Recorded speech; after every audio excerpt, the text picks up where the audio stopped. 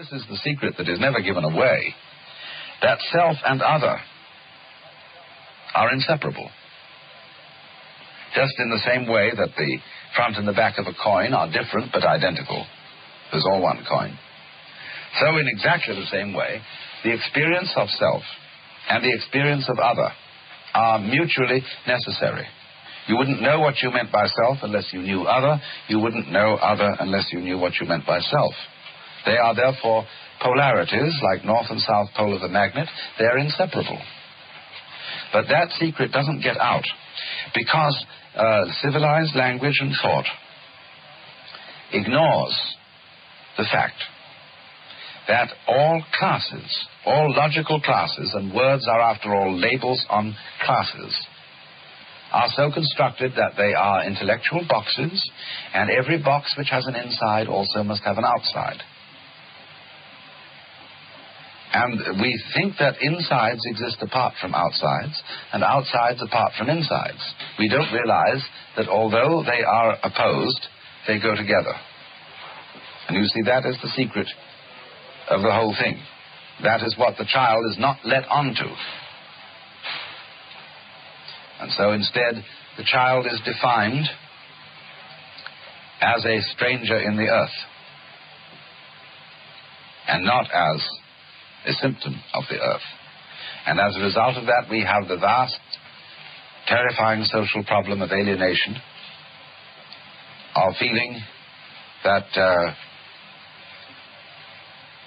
the world outside human skins is unfeeling, fully automatic stupidity, which we have to fight and dominate. Otherwise, it will swallow us up and condemn us to the imaginary terrors of everlasting nothingness. Now, I feel in a way that when we say, I wasn't responsible for being born. You know, one of the great problems of psychotherapy today is passing the buck. By a kind of superficial Freudian attitude. You, as a juvenile delinquent, are not responsible for what you do because it was your parents who fouled you up. And so they write articles in the press that instead of prosecuting the children, we ought to prosecute the parents. So they haul the parents in, but the parents say, I know we're mixed up, but that was the fault of our parents. And it all goes back to a guy called Adam. And he blamed it on Eve, and she blamed it on the serpent. And God said about the serpent, I'm not responsible for the serpent. He did it on his own, you see, because the serpent is the left hand of God. And what we call God, Jehovah, Jesus Christ, etc., that's the right hand. For Jesus Christ sits on the right hand of the Father. Nobody ever says who sits on the left. Because let not your left hand know what your right hand doeth. See? My temper got the better of me. I didn't really mean it. My lusts got the better of me. I'm really not responsible for them. They were given to me. You see? Now, all this idea that you see, we're laboring under a definition of the self, which is extremely limited. So that we, for example, acknowledge thinking and walking, and we're doing things with our hands and speaking, but we don't acknowledge that we are growing our hair and beating our hearts. That is defined as happening to us. Birth is defined as something that happened to us. And we feel that was my father's responsibility. He had a dirty gleam in his eye and went after my mother and so on, and he did it. Excuse me, you'll have to interrupt you. I'm taking that up. Yes, all right. Because there is this point about responsibility. And one way of looking at it is that we are really not responsible for what happened to our past. We are responsible for what happened to us beginning right now. Yes. But we're not responsible for what happened to us before. No, but you see, I feel this is a hoax. So I'd like to hear you talk. You see, look, let's suppose now that we'll follow the theory of those astronomers who maintain that the universe is not a steady state thing, but there was an enormous bang billions of years ago, and from this bang all the galaxies were thrown out into space. Now, then you look back at this as something which happened in the past and which is, as it were, the cause of the present. But what I would say is that bang is still going on. When you take a lovely bottle of black ink and throw it as hard as you can at a white wall and smash it, all it goes whoosh like this, you know. And in the center it's dense, but on the out fringes it has all kinds of interesting curlicues. And that's all, you see, one splash. Now, in the same way, we are at the moment sitting in this room and talking and thinking. We are all the little curlicues out on the end of the original cosmic bang. We are it. We are not effects of it. Because to think that you are separate from the Big Bang is simply a matter of definition. It's a way of talking. We separate events from each other in order to measure them. That is to say, the notion that there are distinct things and distinct events in the physical world is a calculus. It is like pretending that a curve is a series of points. And so, in the same way, supposing you have a wiggle. Now, you've got a wiggly line, you see, and the whole world is wiggly lines. Clouds, mountains, people, rivers, everything is wiggly lines. Now, how much of a wiggly line is a wiggle? You see, what is one wiggle? And you can see that this is a very arbitrary matter. So we see the more obvious wiggles in the world, and we define them as people. Each of you is a wiggle. And this wiggle is you. I'd like to ask you about one wiggle.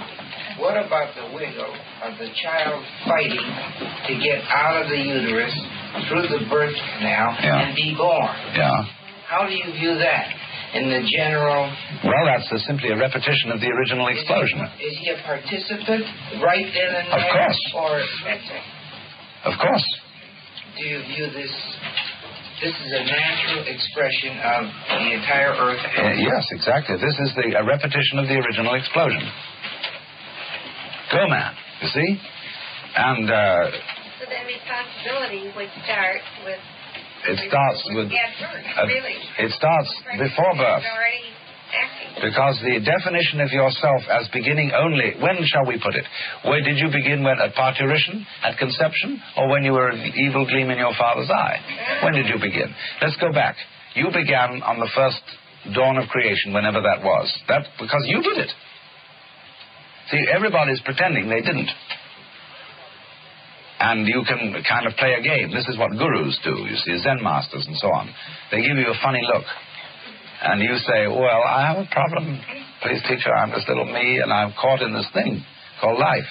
I got mixed up with all these tubes and nerves, and it's uncomfortable, and I don't know what to do about it because it's all going to fall apart. And so the teacher says, whether it's Sri Ramana Maharshi or whether it's a Zen teacher, who is mixed up in this thing? Who are you? Who asked this question? Show me.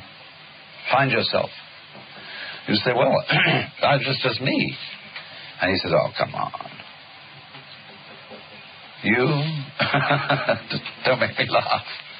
See, so eventually the person feels very bugged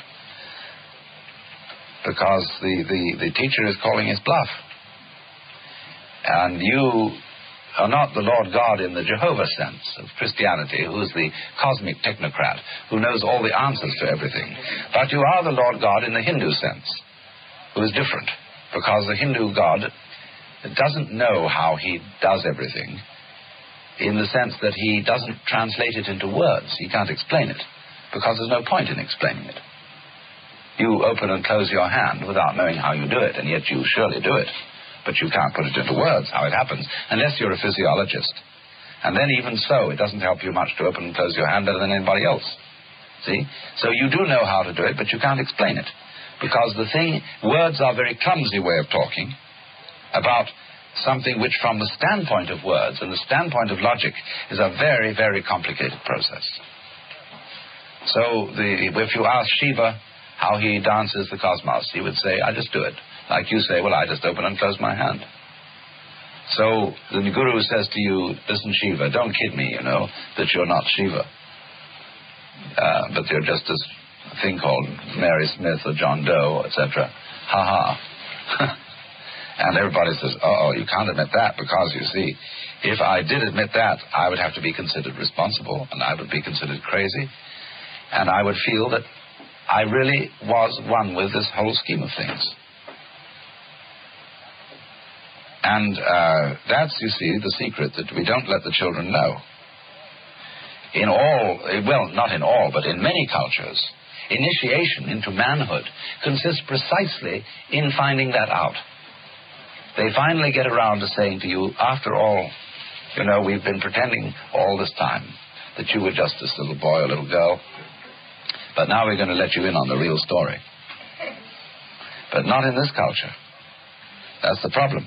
In this culture, we do have an initiation into adult life called psychoanalysis. And everybody is ruined by education. And then this can't be helped because they have to know all the conventions. And just like to preserve beef, you make it salt. And when you're going to cook it, you have to soak the salt out of it. So in the same way, to make a child tolerable companion, you have to... yeah, it's going still. You have to be salted with education. Then when that mixes up all your natural instincts, you have to be psychoanalyzed in order to be straightened out and cured of your education, cured of your upbringing. But the difficulty is, you see, that the assumptions of psychoanalysis and of a good deal of psychotherapy in various types and schools do not include the insight that you are basically the works. They have, in other words, that's simply because, historically speaking, psychotherapy originated in the 19th century and therefore still carries on the 19th century assumptions about the nature of the universe. And all those 19th century assumptions about the universe were a put-down. They included the myth, you see, that the universe is actually blind energy. It is essentially stupid. And man's intelligence and man's values and man's consciousness are a fluke in the world. And so this myth is that the world, man, in other words, is not a symptom of the world, like an apple tree is a symptom. An apple is a symptom of an apple tree. But man is a fluke,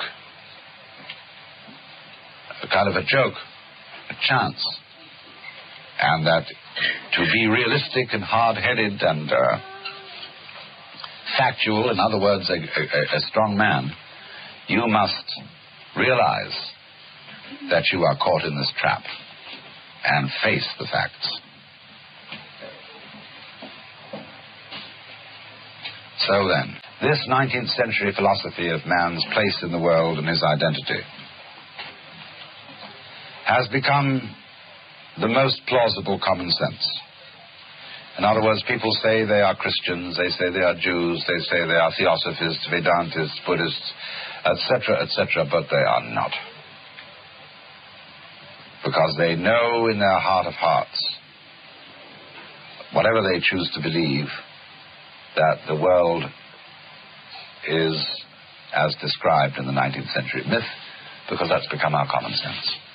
If people were Christians, they'd be screaming in the streets. They're not screaming in the streets. They'd be taking full-page ads. They'd be sponsoring TV programs about the tremendous urgency of this Christian bit, and they're not doing anything of the kind.